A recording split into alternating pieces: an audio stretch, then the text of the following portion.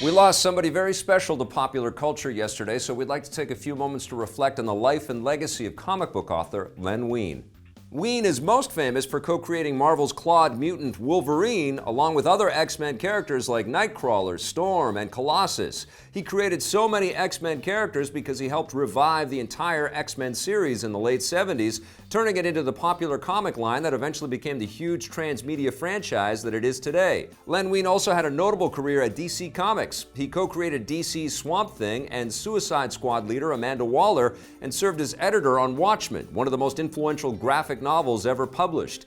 Len Wein was inducted into the Eisner Comic Book Hall of Fame in 2008, honoring the impact he's had on comics and storytelling in general. Along with Wolverine, many of his creations have been adapted into films and television shows, and he even worked on some of those adaptations himself. We caught up with him at the massive San Diego Comic-Con back in 2010, where we asked him about adapting his books and characters into other mediums. You need to work for the medium you're working in. I always say that because I've adapted much of my own stuff over the years to television and other mediums from comics.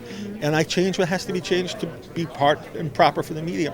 The very first script I wrote out of comics was an episode of Batman, the animated series, where they asked me to adapt one of my own stories. And they were very leery. They didn't want to pay me the full page rate.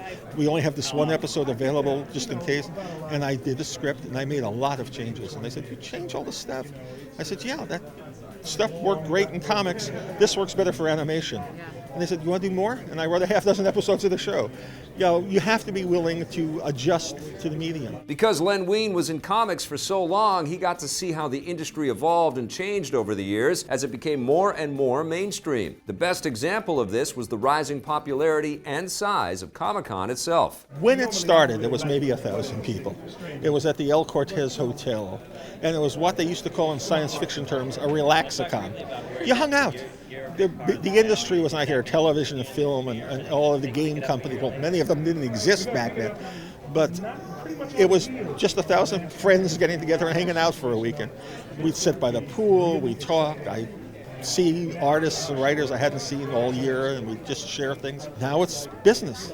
Now I go to other conventions to relax. I come here to promote whatever new product I have that year, to see old friends still, but usually I only see them going, "Hi, bye," and they're gone. I mean, there are people I never see at all during the weekend because, you know, it's 150,000 of my closest friends here. Len didn't think that the rising popularity and saturation of Comic-Con and the comic industry was bad, though. He looked at all the adaptations and reinterpretations of his books as a good thing. I think anything that supports the comic medium is a wonderful thing because we become somewhat insular.